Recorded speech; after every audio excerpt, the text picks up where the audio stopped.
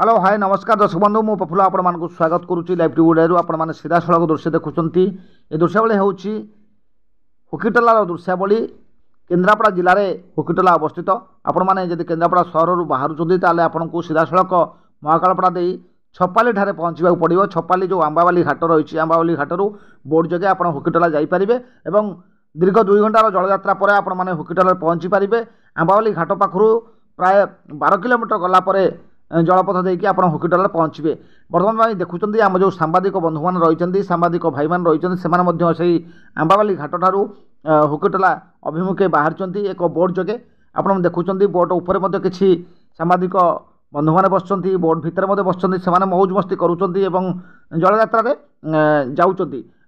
हुकीटला अभिमुखे जाऊँच। हुकीटला जेहेतु गोटे आईलैंड रही सेटार गोटे द्वीपांचल रही समुद्र मझिरे गोटे द्वीप रही से समुद्र मझे जो द्वीप रही से द्वीपांचल को जेहेतु बुलियापाई से बाहरी मौज मस्ती करुँच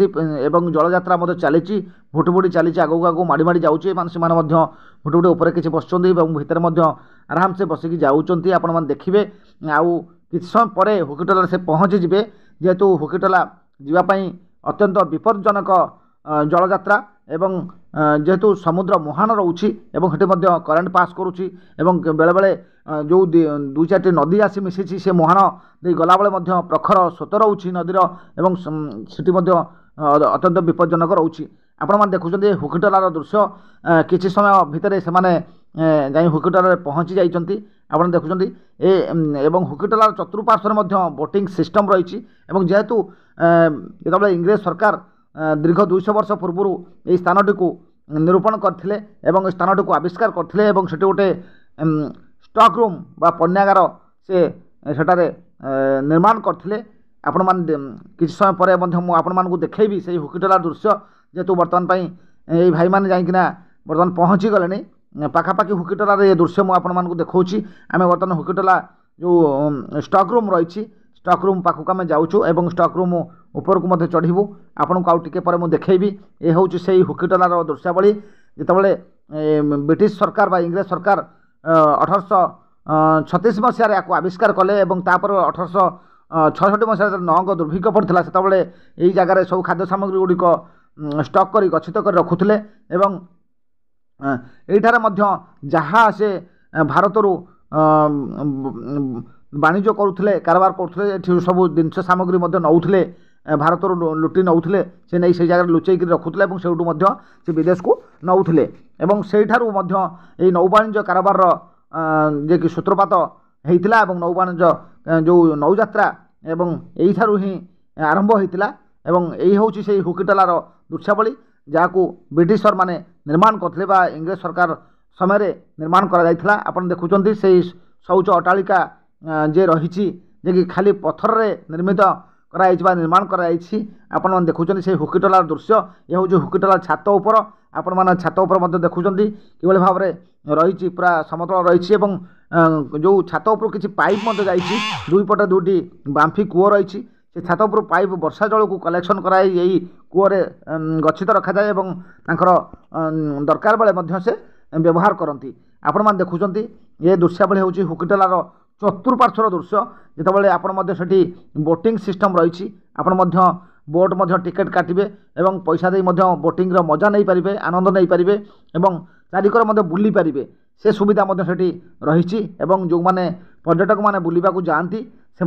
बोटिंग मजा से नियंती जेहेतु यह गोटे निश्चित आईलैंड बा द्वीपांचल एठी जेहेतु इलेक्ट्रिक व्यवस्था नहीं सोलार लाइट एठारे नहीं जो ब्रिटिशर मान रोते से कि डिबरी आलुआ और लांठन आलुआ से व्यवहार करुले बर्तमान जो जहाज से आसती यही जगार से रात्रि यापन करते से भारत किसी सामग्री सब वाणिज्य करके जो जिनस गुड़ाक सब भारत बोही नि से जगार से गच्छित रखती से जगार से जहाज नदीकी देश को नहीं था। यही पथ हूँ कि हुकीटला जावाई जो जलपथटा रही आपण मैंने देखुं केते प्रखर सुओ अच्छी जुआर टाइम जुआर जेहेतु माड़ी जा बर्तमान चारिड़े जलमग्न देखा हुकीटलार मुहाण यहाँ ଏବଂ ଯେତେବେଳେ ଆପଣମାନେ ଯିବେ ଏଇ ହୁକିଟଲା ମୁହାଣ ଦେଇକି ଆପଣମାନଙ୍କୁ ଯିବାକୁ ପଡ଼ିବ ଏବଂ ଏଇ ମୁହାଣ ହିଁ ହେଉଛି ସବୁଠୁ ଅଧିକ ଗଭୀର ସ୍ଥାନ ଯେ କି ଏଇ ଜାଗାରେ ସବୁବେଳେ ଯେତେବେଳେ ଆପଣ ଭୁଟଭୁଟିରେ ଯାଆନ୍ତି ଆପଣଙ୍କୁ ଟିକେ ଭୟ ଆସେ ମନରେ ଏବଂ ଚାରିଆଡ଼େ ଖାଲି ପାଣି ହିଁ ପାଣି ଯୁଆଡ଼େ ଅନେଇବେ ଖାଲି ଜଳମଗ୍ନ ଏବଂ ଚାରିଆଡ଼େ ଖାଲି ହେନ୍ତାଳ ଜଙ୍ଗଲ ଏବଂ ଦୁଇ ପଟରେ ମଧ୍ୟ ହେନ୍ତାଳ ଜଙ୍ଗଲ ରହିଛି ଏବଂ ଆପଣମାନେ ଦେଖିପାରୁଥିବେ ଯେଉଁ ହୁକିଟଲାର ଯେଉଁ ଦୃଶ୍ୟାବଳୀ ଯେଉଁ ମନୋରମ ଦୃଶ୍ୟ ମନମୁଗ୍ଧକର ଦୃଶ୍ୟ ସେ ସମସ୍ତଙ୍କ ମନକୁ ହରଣ କରୁଛି ଏବଂ ଯେତେବେଳେ ପର୍ଯ୍ୟଟକମାନେ ଯାଆନ୍ତି ତାକୁ ମଜା ଆନନ୍ଦ ନିଅନ୍ତି ଏବଂ ବହୁ ଆନନ୍ଦରେ ସେଠି ମଧ୍ୟ ଯାଆନ୍ତି କିନ୍ତୁ ଏ ଯେତେ ଗଲାବେଳେ ସବୁଠୁ ବଡ଼ କଥା ହେଉଛି ଗଲାବେଳେ ଟିକେ ଲୋକମାନଙ୍କୁ ଭୟ ଲାଗିଥାଏ କାହିଁକିନା ଯେହେତୁ ଏଇ ଜଳଯାତ୍ରା କଲାବେଳେ ସେ ମୁହାଣଟା ଟିକେ ଯେହେତୁ ଲୋକମାନଙ୍କ ମନ ଭିତରେ ଭୟ ଆଣିଥାଏ ଏବଂ ସେଠି ପାଣି ଗୁଡ଼ିକ ଯେଉଁ ଲହଡ଼ି ଗୁଡ଼ିକ ଢେଉ ଆସୁଥାଏ ସମୁଦ୍ର ଢେଉ ସେ ଡଙ୍ଗାରେ ବା ବୋଟ୍ରେ ମାଡ଼ ହୋଇଥାଏ ଏବଂ ବୋଟ୍ଟି ମଧ୍ୟ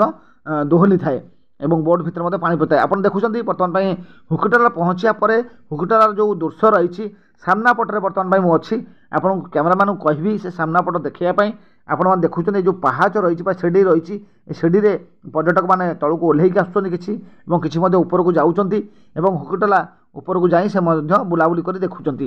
ଏଠାରେ ମଧ୍ୟ କିଛି ନାହିଁ ଖାଲି ଗୋଟେ ପଣ୍ୟାଗାର ରହିଛି ବା ଯେଉଁ କୋଠରୀଟି ରହିଛି ବା ଯେଉଁ ଘରଟି ରହିଛି ସେ ବ୍ରିଟିଶ ସରକାର ତାକୁ ଷ୍ଟକ୍ ରୁମ୍ଟିକୁ ତିଆରି କରିଥିଲା ଏବଂ ସେଠି ମଧ୍ୟ ସେମାନେ ରହୁଥିଲେ ଯେହେତୁ ସାପର ପ୍ରାଦୁର୍ଭାବ ଏଠି ଅଧିକ ଥିଲା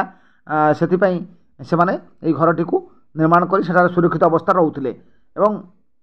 ଯେହେତୁ ଦୀପାଞ୍ଚଳ ଜାଗା ସେଠି ଇଲେକ୍ଟ୍ରିକ୍ କନେକ୍ସନ୍ ନାହିଁ ସେଥିପାଇଁ ସନ୍ଧ୍ୟା 5ଟା ବାଜିଲେ ସେଠୁ ଲୋକମାନଙ୍କୁ ପର୍ଯ୍ୟଟକମାନଙ୍କୁ ମାନେ ଯେଉଁ କୋଷ୍ଟଗାର୍ଡ଼ ରହିଛନ୍ତି ସେମାନେ ବିଦା କରିଦେଇଥାନ୍ତି